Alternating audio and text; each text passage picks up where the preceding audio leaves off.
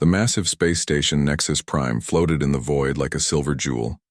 Its crystal towers caught the light from 3 suns, creating rainbow patterns that danced across its surface. Today was the most important day of the year in the galaxy. Representatives from hundreds of worlds had come to show their newest starships and technology.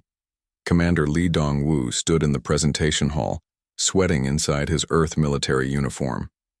Around him, alien beings filled the seats. Some looked like giant insects with too many eyes. Others had blue skin and tentacles instead of arms. A few resembled walking trees with glowing leaves. All of them were staring at the holographic display above his head. On the screen was Earth's newest starship, the Taeguk. Lee Dong-woo had practiced his speech 100 times, but his mouth felt dry as sand. "Honored members of the Galactic Consortium," he began. "Earth is proud to present our latest achievement in space technology." The first sound was a snort. It came from Chancellor Vextar, the lead representative of the Vorthak Empire.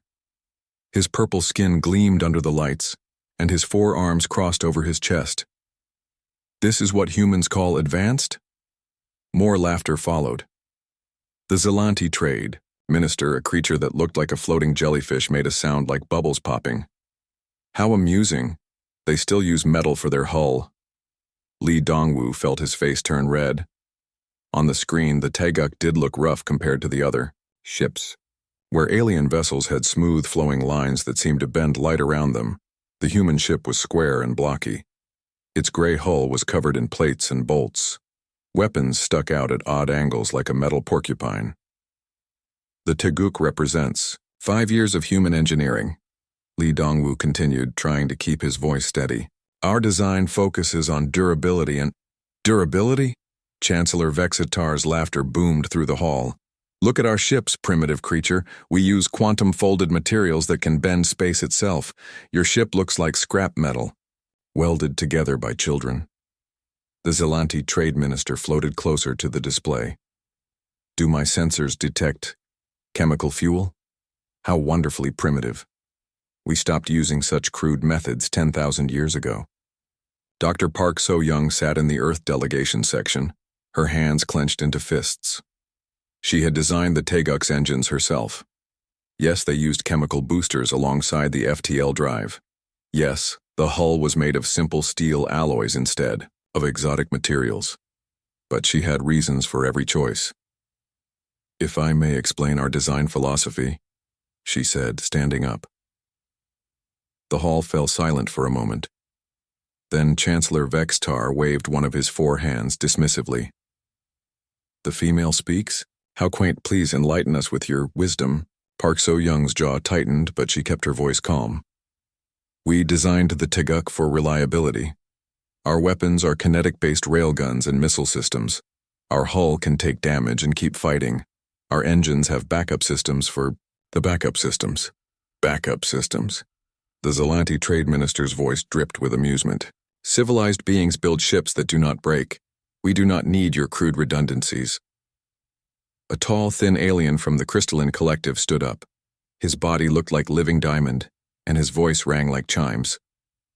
"Forgive me, but I must ask, do humans truly believe this upper construction deserves a place among advanced civilizations?"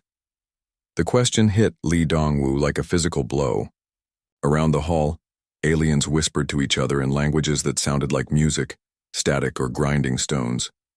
He caught enough translated words to understand. Pathetic, backwards, embarrassing. Captain Kim Tae-ho had been silent until now. He was the Taeguk's commanding officer, a man who had fought in 3 wars and never lost a battle. He stood slowly, his uniform crisp and his back straight. "The Taeguk may not be pretty," he said, "but she works. Our ship has traveled from Earth to this station without a single system failure. Can your elegant vessels make the same claim?" Several aliens made sounds that might have been laughter. Chancellor Vextar's purple face turned darker. "Captain Kim, is it? Your primitive vessel working for one journey is not impressive. My flagship has crossed the galaxy 1,000 times without so much as a power fluctuation. Your flagship that requires a support fleet of 12 vessels to carry spare parts?" Kim Tae-ho asked quietly. The hall went silent. Chancellor Vextar's forearms uncrossed and his eyes narrowed. "How dare you—" "I have studied your ships," Kim Tae-ho continued. "They are beautiful, they are efficient, but they are fragile. One damaged component and your perfect system fails completely. Enough!" The Zelanti trade minister's voice rose to a shriek. "We will not be lectured by primitives who still burn chemical fuel and shoot metal bullets." High Admiral Zephyra of the Consortium Defense Force stood from her place of honor. Her species looked almost human, except for the blue skin and silver hair that moved like liquid metal. She was the most powerful military officer in known space. "The Consortium has heard Earth's presentation," she announced. "We will now vote on humanity's application for full membership status." Lee Dongwu felt his heart sink. He could see the decision in the aliens' faces. Earth had been trying to join the Galactic Consortium for 50 years. This was their best chance, and they were about to fail again. The vote was quick and unanimous. Only the 3 human representatives voted in favor of Earth's membership. 400 alien delegates voted against. "The application is denied," High Admiral Zephyra announced. "The consortium finds Earth's technology insufficient for full membership. You may reapply in 50 standard years when your civilization has hopefully advanced beyond its current primitive state." Dr. Park So-young felt tears sting her eyes. 5 years of work, dismissed in minutes. Lee Dongwu stared at the floor, unable to meet anyone's gaze. Captain Kim Tae-ho's face showed no emotion, but his hands were clenched behind his back. Perhaps Earth could serve as a mining colony. Chancellor Vextar suggested. "Your people seem skilled at working with crude materials." More laughter filled the hall. The human delegation gathered their few belongings, preparing to leave in disgrace. Earth would remain a backwater world, ignored by galactic civilization for another 50 years. Then the emergency alarms began to wail. Red lights flashed throughout Nexus Prime. The station's AI spoke in dozens of languages at once, but the message was the same in all of them. Emergency. Emergency. Unknown hostile fleet detected. All vessels prepare for combat. High Admiral Zephyra rushed to the command center, her silver hair whipping behind her. On the main display, space itself seemed to tear open. Through the black wound in reality, ships began to emerge. They were wrong somehow, like shadows given form. Their hulls seemed to absorb light, and they moved in ways that hurt to watch. "Void wraiths," whispered an ancient crystalline collective elder. "Impossible. They were destroyed eons ago." The enemy fleet was massive. Hundreds of ships poured through the dark rift, all of them heading straight for Nexus Prime. The station's defenses activated automatically, filling space with energy beams and plasma bolts. None of them hit their targets. The weapons passed through the Void Wraith ships like light through smoke. In the presentation hall, panic spread through the alien delegates. These were the galaxy's most advanced beings, masters of technology beyond human understanding. But now they screamed and ran like frightened children. Captain Kim Tae-ho stood calmly in the chaos, watching the tactical displays. The consortium's finest warships were moving to intercept the enemy. Their quantum cannons and phase disruptors were the most powerful weapons in known space. He had a feeling they would not be enough. "Dr. Park," he said quietly. "How quickly can we get the Taeguk ready for combat?" Park So-young looked at him in surprise. "Captain, we were just told our ship is primitive scrap. What could we possibly do against an enemy that the consortium's fleet cannot handle?" Kim Tae-ho smiled grimly. "Sometimes primitive is exactly what you need." The battle for Nexus Prime was about to begin, and for the first time in human history, the galaxy might need Earth's help to survive. The consortium's warfleet moved into battle formation like a deadly dance. 200 of the galaxy's most advanced warships spread across space in perfect patterns. Their hulls gleamed with energy shields that could stop planets from exploding. Their weapons could cut through stars. High Admiral Zephyra stood on the bridge of her flagship, the Eternal Glory. The massive vessel was 3 kilometers long and carried enough firepower to destroy entire solar systems. Around her, alien officers worked at control panels made of pure light. "All ships report ready for combat," announced her tactical officer, a being that looked like a walking tree made of metal. "Quantum cannons are charged. Phase disruptors are online. Energy shields at maximum power." Sapphira nodded. She had fought in 100 battles across the galaxy. No enemy had ever stood against the consortium's combined fleet. These void wraiths, whatever they were, would learn that lesson. Quickly. "Begin the attack," she ordered. Space lit up like a festival of death. Beams of pure energy lanced out from the consortium ships. Plasma bolts that burned hotter than suns streaked toward the enemy fleet. Quantum torpedoes that could phase through any known armor flew through the void. The weapon struck the void wraith ships perfectly. The targeting computers had calculated every angle, every speed, every possible movement. It should have been a massacre. Instead, the energy beams passed through the enemy vessels like light through water. The plasma bolts simply disappeared when they touched the dark hulls. The quantum torpedoes emerged from the other side of the ships without causing any damage at all. What just happened?" Sapphira whispered. Her science officer, a floating brain in a crystal jar, spoke in a voice like breaking glass. "Admiral, our weapons are having no effect. The enemy ships seem to exist partially outside normal space. They are absorbing or deflecting all energy-based attacks.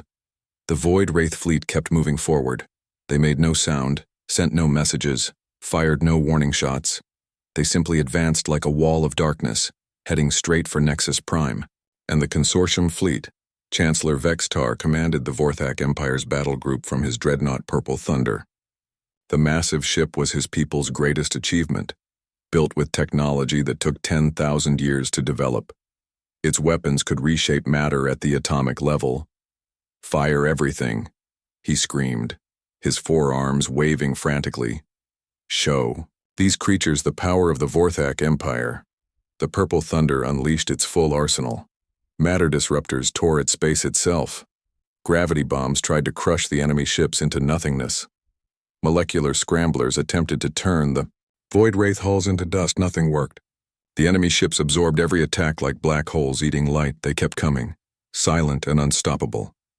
"This is impossible," Chancellor Vextar shrieked. "Our weapons are perfect. Our technology is supreme.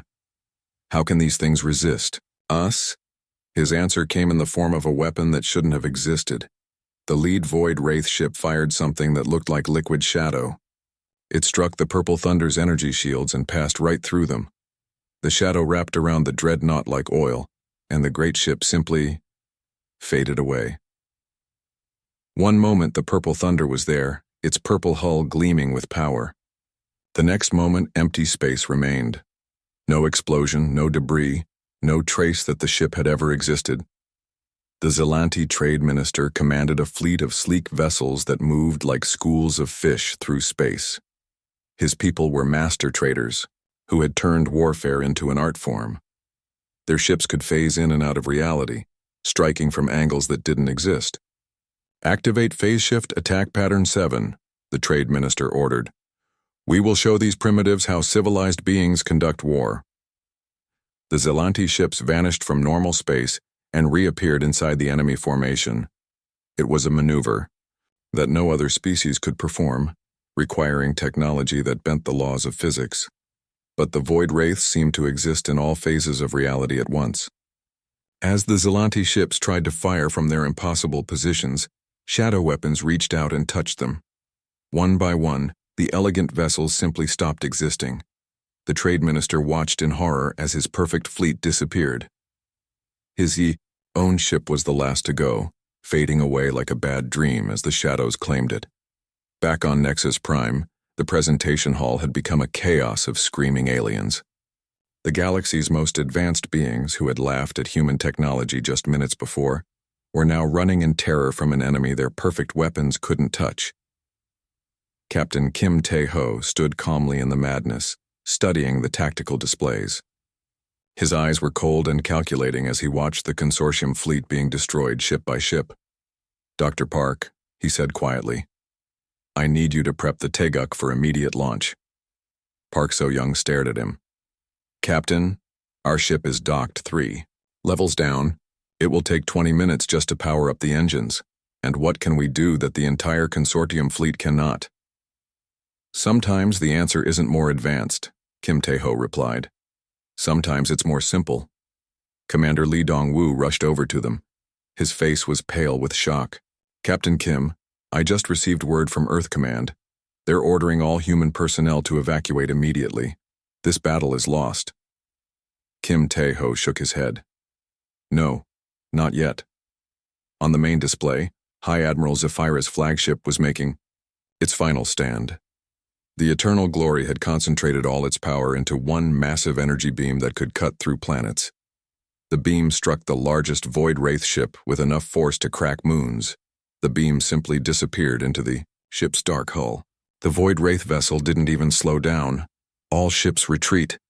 Zephyra's voice echoed through every communication channel. Emergency evacuation of Nexus Prime. The station cannot be defended. But there was nowhere to run. The Void Wraiths had surrounded the entire system. Every escape route was blocked by silent, shadow-wrapped ships that absorbed any weapon fired at them. The few surviving consortium vessels tried to fight their way out. The Crystalline Collective's diamond ships shattered like glass against shadow weapons. The insect-like hive ships were consumed by darkness that spread through their organic hulls. Within an hour, the galaxy's greatest fleet had been reduced to scattered debris and fading energy signatures. Hundreds of ships, representing thousands of years of advanced civilization, had been destroyed by an enemy that shouldn't have been able to exist. High Admiral Zephyra stood alone on her bridge. Her officers were dead or missing, consumed by shadows that had somehow entered the ship. The Eternal Glory was dying around her, its perfect systems failing one by one. Her communication panel crackled to life. Through the static, she heard an impossible sound. Someone was requesting permission to launch from Nexus Prime's docking bays. This is Captain Kim Tae-ho of the Earth vessel Teguk, the voice said calmly. Requesting clearance for combat deployment. Zephyra almost laughed. The primitive human ship that the consortium had rejected just hours ago was volunteering to fight an enemy that had destroyed their finest fleet. Captain Kim, she said weakly, your ship is not equipped for this battle. The enemy is immune to energy weapons. They exist outside normal space. Our most advanced technology cannot touch them. Admiral, Kim Tae-ho replied. With respect, your most advanced technology is exactly the problem. Sometimes you need to fight fire with fire, and sometimes you need to fight shadows with steel. As if summoned by his words, the Teguk appeared on the tactical display. The blocky, ugly human ship looked tiny compared to the massive Void Wraith vessels. Its simple gray hull was scarred and patched, held together with bolts and welds that alien engineers had called primitive. But it was moving. While the consortium's elegant ships lay broken and dead, the crude human vessel flew toward the enemy with steady purpose. Park So-young's voice came over the communication channel. All systems green, Captain. Railguns are charged. Missile tubes are loaded. Chemical boosters are ready for combat acceleration. Acknowledged, Kim Tae-ho replied. Take us in, Pilot Kang. Time to show these shadow creatures what humans do when elegant solutions fail. The Teguk accelerated toward the Void Wraith fleet, its primitive engines leaving a trail of chemical exhaust that glowed against the darkness. It was one small ship against an armada of shadow, carrying weapons that the galaxy had called obsolete. But sometimes obsolete was exactly what the situation required. The Teguk flew alone through the graveyard of the consortium fleet. Broken pieces of once mighty ships drifted past the viewports like metallic snow. Captain Kim Tae-ho stood on his bridge, watching the Void Wraith armada spread across space, like spilled ink. Captain, said Navigator Lee Hae-jin from her station, I'm reading over 300 enemy vessels. They're surrounding Nexus Prime in a perfect sphere formation. Any response from our approach? Asked Kim Tae-ho. Nothing, sir. They're ignoring us completely. Chief Weapons Officer Cho Min-ho checked his displays for the 10th time. Unlike the elegant light panels used by alien ships, his controls were simple switches and mechanical dials. All railguns ready, Captain. Missile tubes loaded with high-explosive warheads. Chemical boosters primed for evasive maneuvers. Kim Tae-ho nodded. His crew of 200 humans had volunteered for this mission, knowing they would probably die. But they were tired of being called primitive, tired of being laughed at. If they were going to die today, they would die fighting. Tactical Officer Jang Yoon-ji, select our first target. Jang Yoon-ji studied her screen. The Void Wraith ships moved in patterns that hurt to look at, sliding through space like living shadows. The nearest vessel is 2 kilometers long, Captain. It's heading directly for the station's civilian sector. Then that's our target. All hands prepare for combat. The alarm klaxons echoed through the Taeguk's corridors. In the engine room, Chief Engineer Park So-young watched her instruments with growing concern. The ship's fusion reactor was running hot, pushed beyond normal limits to power their weapon systems. Engineering to bridge, she called out. Captain, our power systems are at 90% capacity. If we fire everything at once, we might overload. Acknowledged, Doctor. Do what you can to keep us running. Park So-young smiled grimly. Her fellow engineers back on Earth had called her crazy for designing so many backup systems. Every critical component had 3 replacements. Every power line had alternate routes. The other human ships were sleek and efficient. The Taeguk was built like a fortress. Today she was glad for her paranoia. The first Void Wraith ship detected the approaching human vessel and changed course to intercept. It moved wrong, sliding through space in ways that made the eye water. Its hull seemed to absorb light, creating a hole in the stars shaped like a warship. Enemy vessel approaching, reported sensor operator Nam Yu-jin. It's doing something. To space around it. Our instruments can't get a clear reading. Visual confirmation? Asked Kim Tae-ho. On screen, sir. The main display showed the Void Wraith ship growing larger as it approached. Up close, it was even more disturbing. The hull rippled like liquid, and strange symbols glowed with dark light along its sides. Weapons that shouldn't exist pointed at the Taeguk like accusing fingers. Distance to target? Kim Tae-ho asked calmly. 5 kilometers and closing, replied Lee Hae-jin. 4 kilometers. 3 kilometers. The Void Wraith ship fired first. A beam of pure darkness lanced out, striking the Taeguk's hull. The crew braced for impact, expecting their ship to fade away like all the others. Instead, the shadow beam splashed against their simple steel armor like water against a wall. The metal plates glowed briefly, then returned to normal. The ship shook but held together. What just happened? Whispered Cho Min-ho. Their weapon passed right through our shields, reported Nam Yu-jin in amazement. But it can't affect our physical hull. The beam is designed to work on energy fields and exotic matter, not simple metal. Kim Tae-ho allowed himself a small smile. 2 kilometers to target. Cho Min-ho, fire all railguns. Firing. The Taeguk shuddered as 6 massive railguns launched tungsten slugs at incredible speed.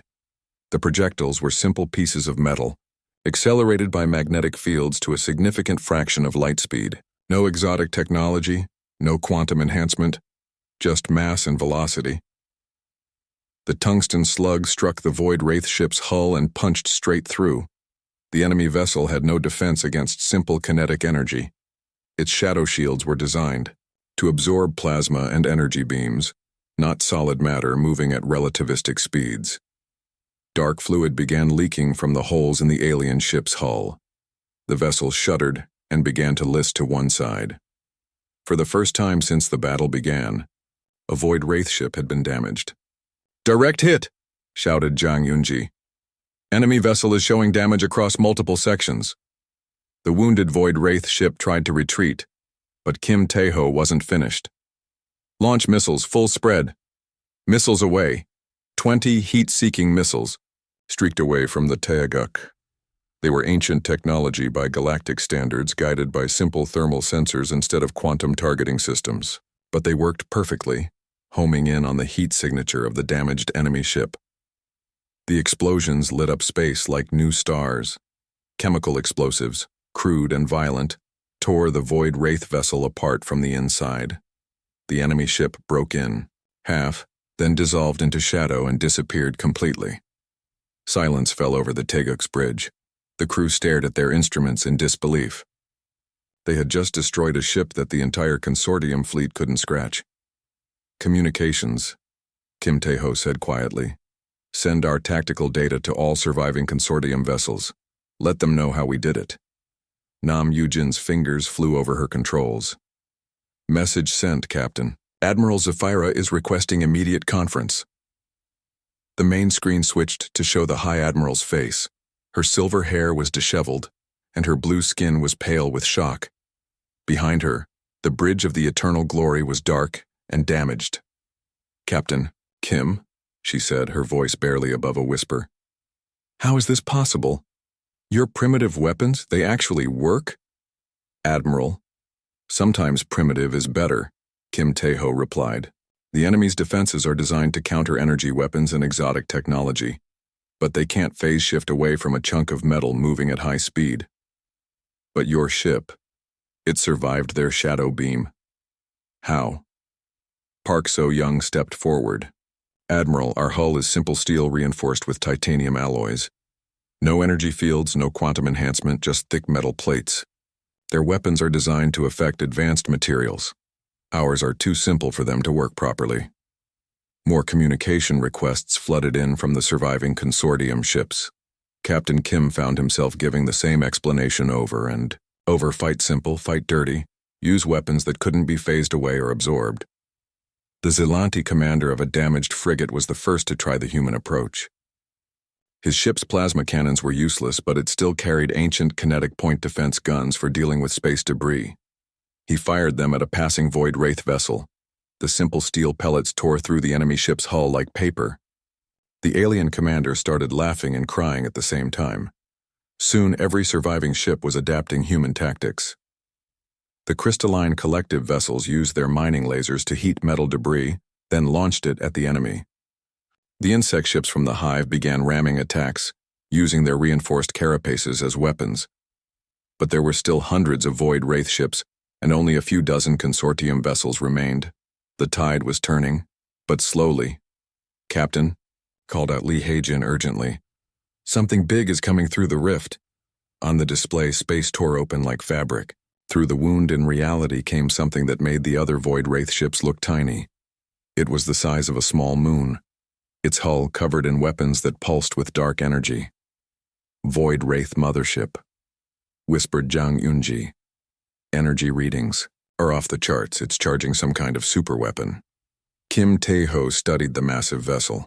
Rails, guns, and missiles might work on the smaller ships, but this thing was different. It was too big, too heavily armored. They needed a new plan. Engineering, he called. Dr. Park, I need everything you can give us. Maximum power to engines and weapons. We're going to need every advantage we can get. Understood, Captain. But if we push the reactor any harder, we'll be running on fumes within the hour. Then, we better make this hour count. The mothership finished emerging from the rift and began moving toward Nexus Prime. As it approached, smaller Void Wraith vessels formed an escort around it. The surviving consortium ships tried to attack, but their numbers were too few. Kim Tae-ho realized that conventional tactics wouldn't work against something that size. They needed to think like humans, not like civilized galactic citizens, but like the primitive fighters the aliens thought they were. Sometimes being primitive meant being willing to do things that civilized people wouldn't consider. All hands, he announced over the ship's communication system. Prepare for ramming speed. The Void Wraith mothership filled the view screen like a black mountain. Its hull stretched for kilometers in every direction, covered in weapons that pulsed with dark energy. At its center, a massive cannon was charging with power that made space. Itself bend and twist, Captain, reported sensor operator Nam Yujin, her voice tight with fear. That weapon is generating enough energy to destroy an entire planet. If it fires on Nexus Prime, 3 million civilians, finished Kim Tae-ho grimly. How long until it's ready to fire? 15 minutes, sir. Kim Tae-ho studied the tactical display. The mothership was surrounded by 50 smaller Void Wraith vessels forming a protective barrier. The few surviving consortium ships were scattered and damaged, barely able to fight. Communications. Patch me through to all remaining vessels. Nam Yujin nodded. Channel open, Captain. This is Captain Kim Tae-ho of the Earth vessel Taeguk. I'm transmitting attack coordinates to all ships. We have one chance to stop that mothership before it destroys the station. Hi, Admiral Zephyra's voice crackled through the static. Captain Kim, that ship is massive. Our combined firepower might scratch its hull, but we cannot destroy something that size. Admiral, we're not going to destroy it from the outside, we're going inside. Silence filled the communication channel. Finally, the crystalline collective commander spoke, his voice ringing like broken glass. Captain, are you suggesting a ramming attack? That is suicide. Maybe, Kim Tae-ho replied. But if we don't try, everyone dies anyway. I need volunteer ships to clear a path through the escort vessels. The Taeguk will make the final run. Captain, interrupted Chief Engineer Park So-young from behind him. Our hull is strong, but not strong enough to punch through that mothership's armor. We need more firepower. Kim Tae-ho turned to study his ship's schematic on the display. The Taeguk was built like a fortress, with thick armor and redundant systems. But Park was right. They needed something more. What if we turn ourselves into a bomb? He asked quietly. Park So-young's eyes widened. Captain, if we overload the fusion reactor and detonate our entire missile supply at once, how big would the explosion be? Big, sir. Very big. But we'd have to get inside the mothership's hull first. And we'd need to protect the reactor long enough to achieve critical overload. Pilot Kang Sung-min looked up from his controls. Captain, I can get us there. The chemical boosters can give us acceleration that their tracking systems won't expect. But we'll only have one shot. Kim Tae-ho nodded. Do it. All departments prepare for emergency acceleration. Transfer all power from life support to engines and weapons. We won't need air much longer anyway. Around the bridge, his crew worked with quiet efficiency. These men and women had volunteered to follow him into almost certain death. They deserved to know the truth. All hands, this is the captain, he announced over the ship's communication system. In 10 minutes, we're going to ram the enemy mothership and detonate our reactor inside its hull. This will probably kill us all. Anyone who wants to evacuate to the escape pods has 5 minutes to do so. He waited. The ship's corridors were silent. Then Chief Weapons Officer Cho Min-ho spoke up. Sir, with respect, where exactly would we escape to? Space is full of enemy ships. Besides, added Tactical Officer Jang Yunji, someone needs to make sure these shadow creatures learn that humans don't quit. Kim Tae-ho felt pride swell in his chest. His crew understood what was at stake. They were ready to sacrifice themselves to save 3 million strangers who had called them primitive just hours before. Engineering begin reactor overload sequence. Weapons, load all missile tubes with our heaviest warheads. Navigation, plot intercept course with the mothership's central section. The Taeguk began to change course, turning toward the massive enemy vessel. Around them, the surviving consortium ships moved into attack formation. They couldn't destroy the mothership, but they could clear the way. The battle was fierce and short. Crystalline collective ships shattered themselves against void wraith escorts, their diamond hulls breaking apart to create paths of debris. Insect vessels from the hive used suicide attacks, ramming enemy ships with their reinforced carapaces. High Admiral Zephyra's damaged flagship fired its last working weapons, drawing enemy fire away from the Taeguk. One by one, the alien vessels that had mocked humanity's crude technology gave their lives to protect the human ship. Path is clear, Captain, reported Lee Hae-jin. Direct course to target. Chemical boosters to maximum. All weapons prepare for close-range engagement. The Taeguk accelerated like a bullet, its primitive chemical engines pushing it far beyond safe limits. The hull groaned under the stress, but Park So-young's over-engineered design held together. Void, Wraith Point defense weapons fired at the approaching ship. Shadow beams splashed harmlessly against the steel hull. Energy nets tried to trap the vessel, but passed through its simple construction. The mothership's sophisticated defenses were useless against something so primitive. 5 kilometers to impact, called out Kang Sung-min. 4 kilometers. 3 kilometers. The mothership's hull filled their vision. Up close, they could see it wasn't solid. It was honeycomb with passages and chambers, like a vast metal city. Perfect for their purposes. 2 kilometers. Brace. For impact. The Teguk struck the mothership's hull at full speed. The human ship's reinforced prow punched through the enemy's outer armor like a spear through paper. They penetrated deep into the vessel's interior, tearing through deck after deck. The impact threw everyone forward, but the crew straps held. Emergency lights flickered on as main power failed. Around them, the mothership's internal structure groaned and twisted from the damage. "We're inside," reported Nam Yu-jin, blood trickling from a cut on her forehead. Embedded approximately 2 kilometers into the enemy hull. "Reactor status?" Kim Tae-ho asked. Park So-young checked her displays. "Overload sequence active. We have approximately 3 minutes until detonation.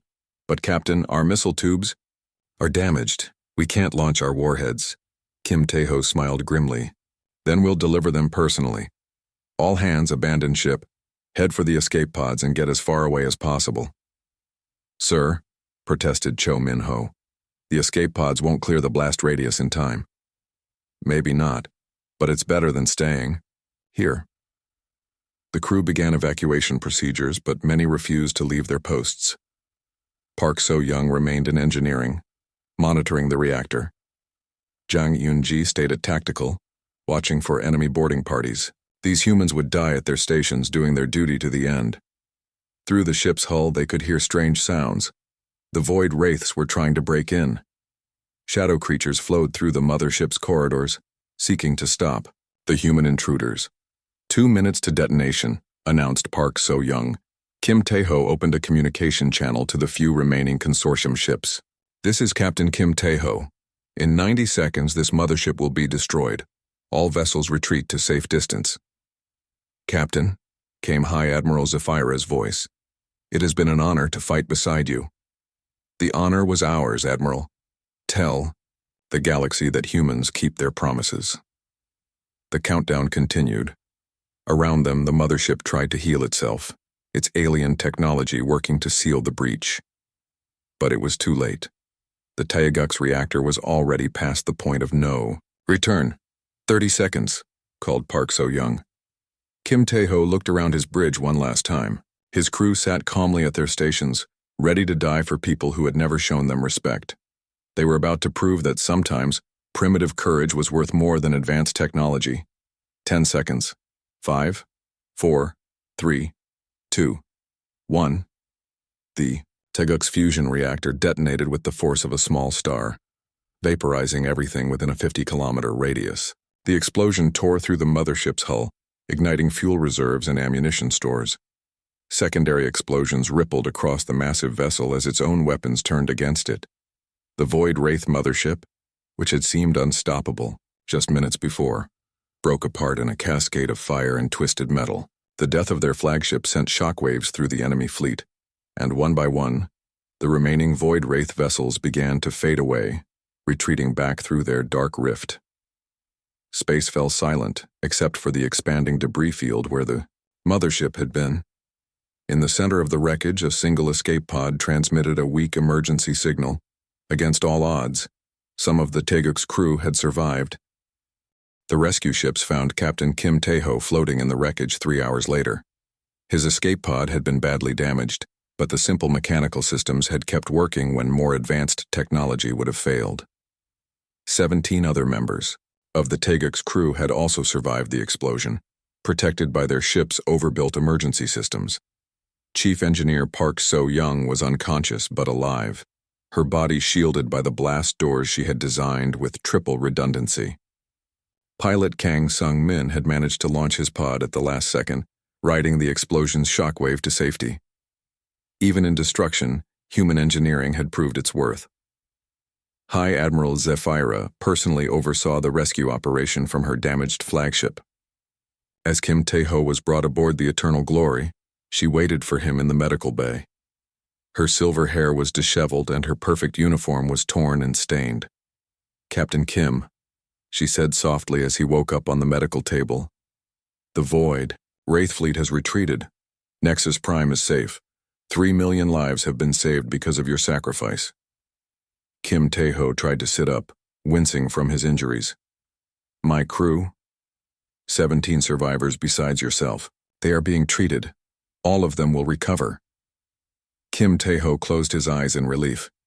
He had expected to die with his ship, but somehow they had lived. Around him, alien medical officers worked with equipment that could heal wounds in minutes, but they treated him with a respect that hadn't been there before. Admiral, he said quietly, what happens now? Zafira was quiet for a long moment. Now, Captain, everything changes. The transformation began immediately. Emergency sessions of the Galactic Consortium were called. Representatives who had laughed at human technology just days before now demanded to understand how it worked. The crude kinetic weapons and simple steel hulls that had seemed so primitive were suddenly the most important technology in the galaxy. Commander. Lee Dongwu found himself the most popular person on Nexus Prime. Alien engineers surrounded him constantly, asking questions about human design philosophy. The same beings who had mocked Earth's scrap metal approach now wanted to learn every detail. Why do you use so many backup systems? Asked a crystalline collective engineer, his diamond body reflecting the station's lights. Because things break. Lee Dongwu replied simply. Your ships are beautiful and efficient, but if one component fails, everything stops working. Our ships are ugly and wasteful, but they keep fighting even when half the systems are destroyed. The engineer nodded thoughtfully. Redundancy over efficiency, survival over elegance, I begin to understand. Dr. Park So-young, recovering from her injuries, became the most sought-after person in the galaxy. Every major civilization wanted to hire her to redesign their fleets. She turned them all down, but she was willing to teach.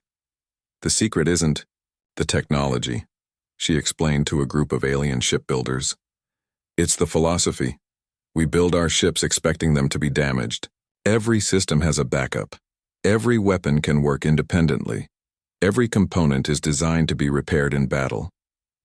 The Vorthak Empire, which had lost its entire fleet to the Void Wraiths, was the first to officially request human assistance. Chancellor Vexstar, his purple skin pale with humiliation, stood before the consortium assembly and made a formal apology. I mocked the humans, he said, his forearms hanging at his sides. I called their technology primitive. I was wrong. While we built ships to impress others, they built ships to win wars. I formally request that Earth be granted full membership in the Galactic Consortium, with all rights and privileges. The vote was unanimous. Not a single delegate voted against Earth's membership. But the changes went deeper than politics. Across the galaxy, shipyards began retooling their production lines. The sleek, elegant vessels that had been the pride of galactic civilization were suddenly seen as fragile and impractical. The new ships that emerged combined alien technology with human philosophy. They had energy shields and plasma weapons, but also thick armor and backup systems.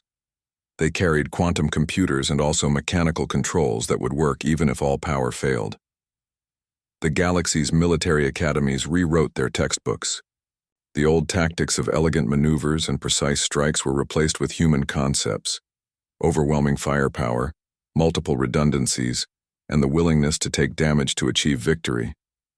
We spent so long trying to avoid getting hurt that we forgot how to fight, admitted a Zelanti military instructor. The humans never forgot. They built their ships expecting to be shot at, and trained their crews expecting to be in danger. Earth's shipyards, which had struggled to build one vessel every few years, suddenly received orders for hundreds of ships. But more importantly, human advisors were sent to every major civilization to teach them the new way of thinking. Captain Kim Tae-ho, promoted to Fleet Admiral, established the Human Defense Corps on Nexus Prime itself. The new organization would train mixed crews of humans and aliens in what became known as practical warfare, the art of winning battles rather than looking good while fighting them. The enemy won't care how beautiful your ship is, he told a class of alien cadets. They won't be impressed by your elegant tactics. They want to kill you, and the only thing that matters is killing them first. The first graduation class of the Human Defense Corps included representatives from every major civilization. Crystalline beings learned to think beyond perfect efficiency. Insect creatures discovered the value of individual initiative. Energy beings studied the importance of physical redundancy. But perhaps the most important change was in how the galaxy viewed humanity itself. No longer were humans seen as primitive newcomers barely worthy of notice. They were recognized as a warrior, species that had mastered the art of survival in a hostile universe. We called them crude because they used simple materials, reflected the Zelanti trade minister, who had survived the battle in a human-designed escape pod. We didn't understand that simple materials work when complex ones fail. We called them wasteful because they built backup systems. We didn't realize that waste is survival when everything else breaks down. Earth's application for consortium membership was not just approved but fast-tracked. Humanity was granted a permanent seat on the High Council, with voting power equal to civilizations that had existed for millions of years. Commander Lee Dong-woo, now Earth's first galactic ambassador, addressed the consortium assembly 5 years after the Battle of Nexus Prime. Behind him stood the new human fleet. Ships that looked like the old Taeguk, blocky and practical, but equipped with the best technology the galaxy could provide. 5 years ago you laughed at our prototype, he said, looking out at the assembled delegates. You called it primitive scrap. Today, every ship in your fleets is built using principles we developed. You've learned what we always knew, that sometimes the best solution isn't the most sophisticated one. He paused, looking at the memorial wall where the names of the Taeguk's crew were inscribed in letters of gold. Sometimes the best solution is the one that works when everything else fails. Sometimes the best technology is the technology that doesn't give up. And sometimes the most advanced civilization is the one that remembers how to fight. The assembly erupted in applause. Not the mocking laughter of 5 years before, but genuine respect for a species that had changed the galaxy forever. The Void Wraiths never returned, but the galaxy was ready if they did. Every ship now carried kinetic weapons alongside energy cannons. Every fleet included vessels built for durability rather than elegance. Every commander learned that sometimes the primitive approach was the right approach. Humanity had taken its place among the stars not by becoming more like other species, but by teaching them to become more human. In a universe full of advanced civilizations, the greatest advance had been learning that sometimes simple solutions were the best solutions of all. The galaxy had learned to laugh with Earth, not at it, and that made all the difference.